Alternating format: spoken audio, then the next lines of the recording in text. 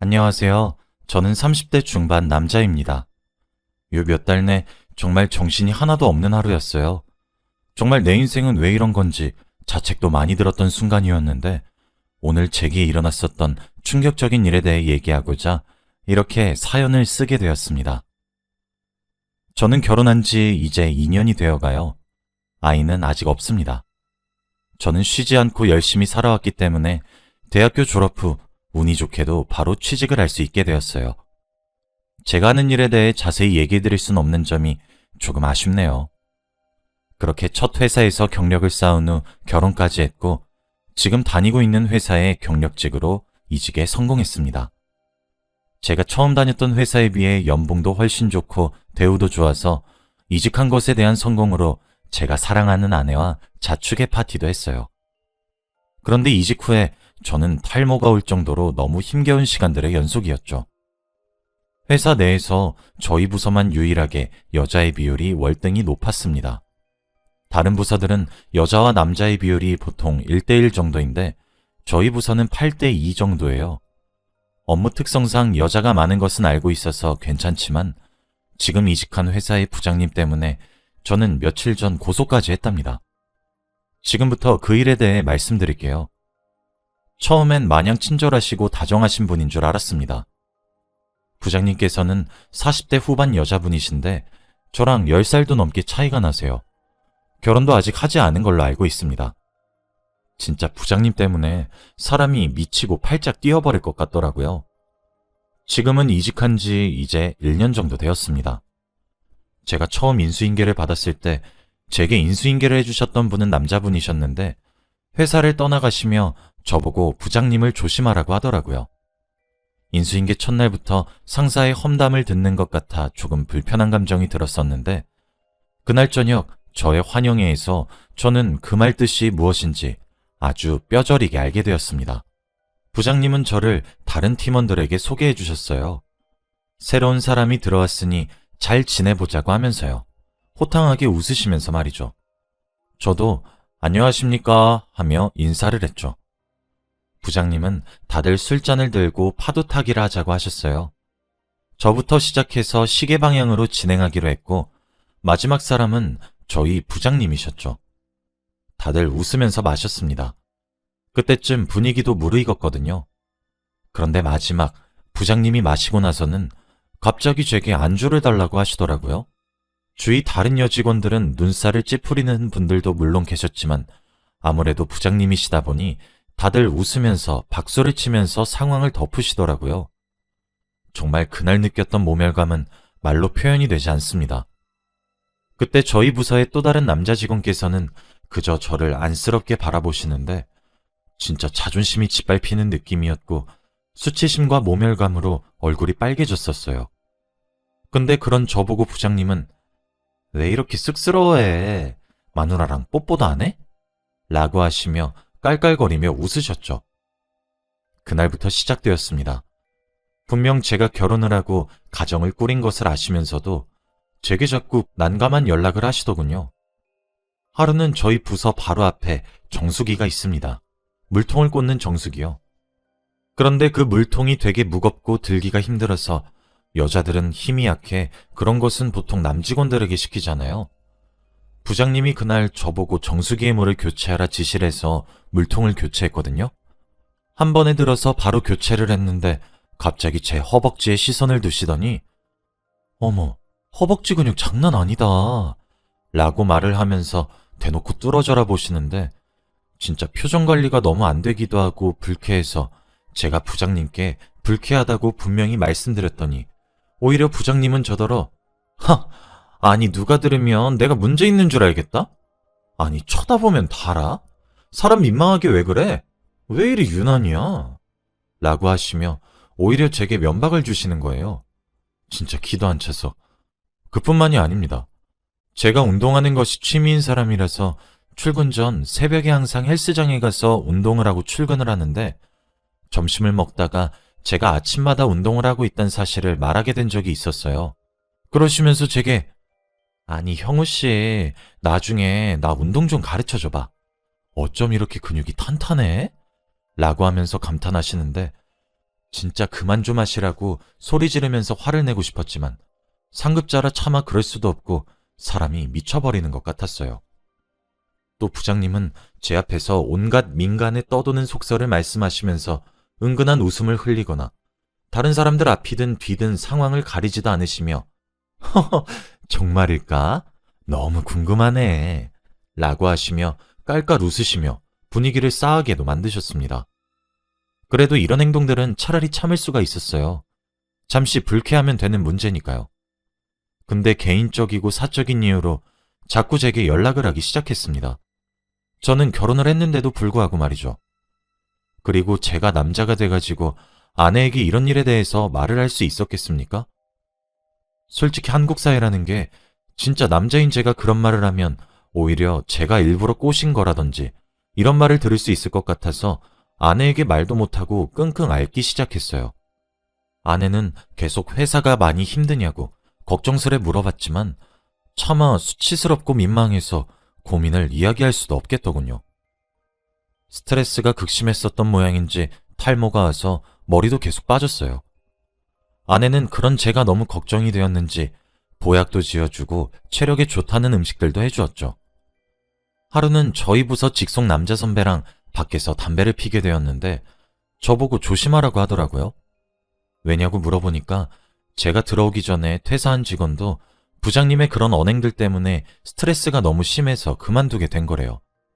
선배는 아니 형우 씨가 잘생기기도 했고 몸도 좋고 그러니까 이번엔 부장님도 좀 도가 지나치시게 하는 것 같기도 해. 아니 우리 부장 결혼도 못했잖아. 눈만 놓고 그래서 지금도 연예인 함수원처럼 18살 어린 연하 남자 만나고 싶다고 난리야. 형우 씨 진짜 몸 조심해.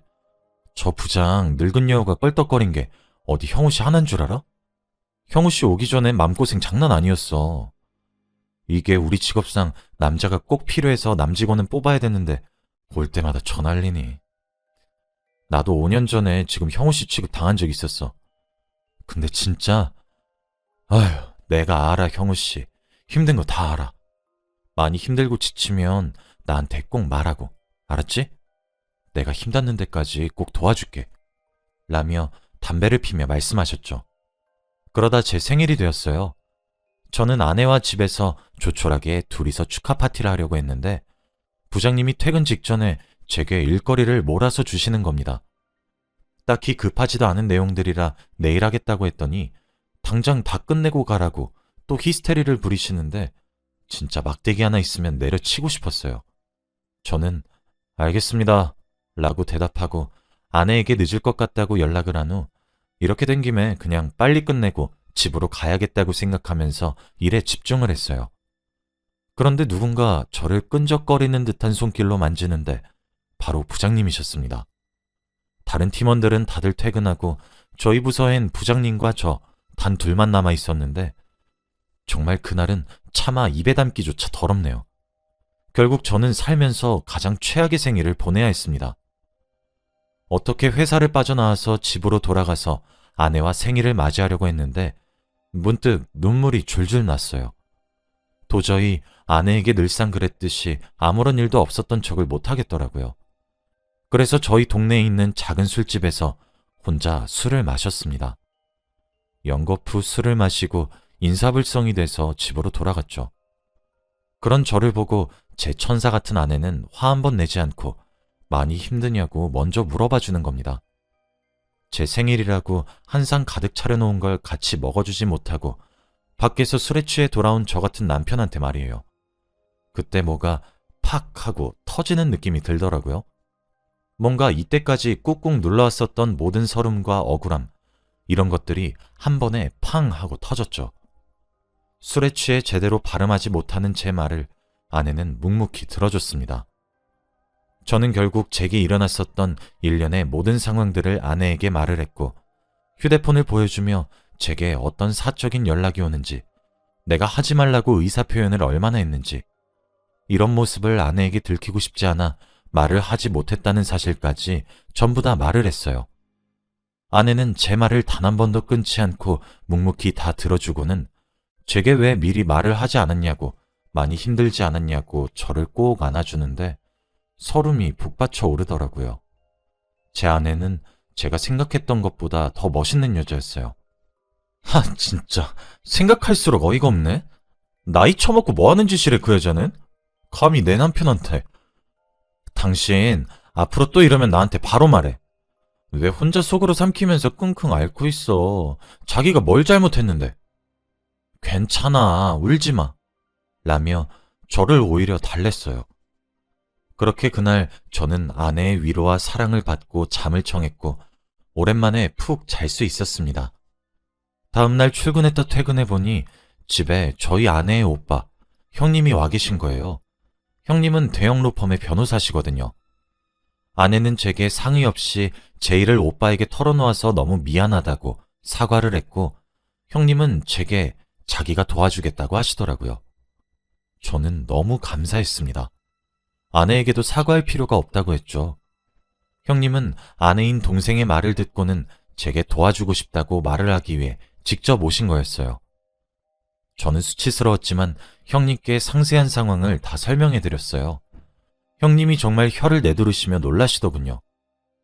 처남, 이걸 다 어떻게 참았단 말이야? 와, 이거 진짜 병적인 수준이네. 처남, 왜 이제야 말한 거야? 변호사 형님 이럴 때 써먹어야지. 하여튼 우리 처남, 마음이 참 여려서 문제야. 걱정하지 마. 내가 진짜 무조건 못 보게 해줄게. 마음 한켠이 든든해지더라고요. 그렇게 저는 증거들을 모으기 시작했습니다. 제가 이제껏 부장님께 보냈던 항의하는 내용의 메시지들과 부장님이 밤늦게 사적으로 지금 나와서 술을 마시자는 등 외롭다는 등 그 외에도 온갖 추한 내용이 다소 포함된 메시지들을 모았습니다. 실제로 저와 신체 접촉이 있었던 시기에는 CCTV 카메라의 사각지대였던지라 이 부분은 다른 직원들의 진술로 간접 증거로 활용할 예정이었죠. 다행스럽게도 제게 충고와 위로를 해주셨던 남자 선배님과 그 외에 부장님의 그런 직장 내 괴롭힘의 행동들이 눈살 찌푸려진다고 말씀하신 여직원 3분이 제 증인으로 나서주겠다고 말씀하셨습니다. 너무 감사했죠. 저는 그들을 증인으로 삼고 제 진술과 제가 보관한 메시지들을 증거로 고소를 했어요. 정말 어이가 없었던 부분은 부장님의 변명이 참 말 같지도 않았던 점입니다. 경력직이지만 새로운 환경에서 일을 하는 사람을 회사 내의 분위기에 더 잘 적응할 수 있도록 도와준 것뿐이라고 말을 했고 정수기에 물을 교체하면서 벌어진 일은 제가 예민해서 혼자서 오해를 한 것 같다며 오히려 저를 이상한 사람 취급을 하시더라고요. 저는 너무 수치스럽고 기분이 나빠서 그날 이후 정수기 근처도 가지 못하고 있는데 말입니다. 제게 다른 감정적인 의도는 전혀 없고 부장님은 부하 직원의 모습이 너무 기특해서 칭찬했던 건데 너무 예민하게 받아들이는 것 아니냐며 오히려 적반하장의 태도로 나오시는데 진짜 말문이 턱 하고 막혔습니다. 그러면서 자기가 그렇게 나쁜 사람이냐고 그렇게 우기고 싶으면 증거를 가져오라고 화를 내시는데 진짜 억울해서 눈물이 다 났죠. 회사에서도 부장님의 태도가 워낙 뻔뻔하게 나오시니 제가 일부러 일을 크게 만든 것 아니냐는 말도 나오더라고요. 어찌나 억울하던지 그때 절 도와주신 남자 선배와 여직원 3분이서 회사 내에 도는 소문을 막아주셨습니다. 처음엔 주위에서 저희 5명을 안타깝게 쳐다보는 것 같았어요. 아무래도 부장이라는 위치는 쉽게 자를 수 있는 위치가 아니긴 하니까요. 하지만 부장님은 직장 내 성희롱 괴롭힘의 죄가 성립이 되어 저희 회사 내규에 따라 징계 해고 처분이 되셨습니다. 회사 측에서 미리 알지 못해서 미안했고 아무래도 제 앞에 있던 직원들은 저처럼 고소를 감행하지 않아서 회사 측에선 모를 수밖에 없었던 태도를 취했죠. 저희가 유리하게 재판에서 이기게 된 이유는 제가 인수인계해 주셨던 분께 남자 선배가 연락을 해주셨어요. 형우가 이런 일을 당해 이런 상황에 처했는데 도와달라는 식의 연락을 취하셨죠. 다행히도 그분도 저와 비슷한 일을 겪으셔서 증거를 다량 보유하고 계셨고 부장님과의 대화 내용 또한 보유하고 계셔서 저와 함께 고소를 진행했습니다. 저희 형님을 통해서요. 피해자가 단 한 명인 일도 아니었기 때문에 어렵지만 징계를 받을 수 있었던 거였습니다. 부장님은 점점 증거와 증인들이 나타남으로써 자신의 잘못을 시인하시기 시작했고 끝내 합의를 제안하셨지만 이미 저희 모두는 부장님의 만행에 질렸던 터라 저는 합의 제안을 거절했고 재판의 승소는 물론 손해배상까지 받을 수 있었어요. 지금 글을 쓰는 오늘이 딱 그 모든 일이 끝난 지 2달이 되는 날입니다. 징계해고당한 뒤에 저희 부서의 분위기는 많이 바뀌었어요. 아무래도 중심을 잡는 사람이 중요하다더니 그런 더러운 일을 일삼는 사람이 부장이었을 땐 술자리에서도 입에 담기 힘든 말들이 오고 가고 그러더니 제 일을 계기로 아직까지는 분위기가 건전하게 잘 유지가 되고 있네요. 사실 저는 남자라서 제게 벌어진 일련의 이야기들을 공론화하는 것이 정말 어려웠습니다. 아무래도 자존심 문제도 있고 남자라서 의연하게 넘어갈 수 있다는 사회적 인식 때문이었어요. 회사 측에서도 빠르게 대처해주지 않아 미안하다는 사과도 받았고 그 이후로도 회사 전체의 공문으로 직장 내 괴롭힘 등에 대한 교육들 또한 열심히 하고 있습니다.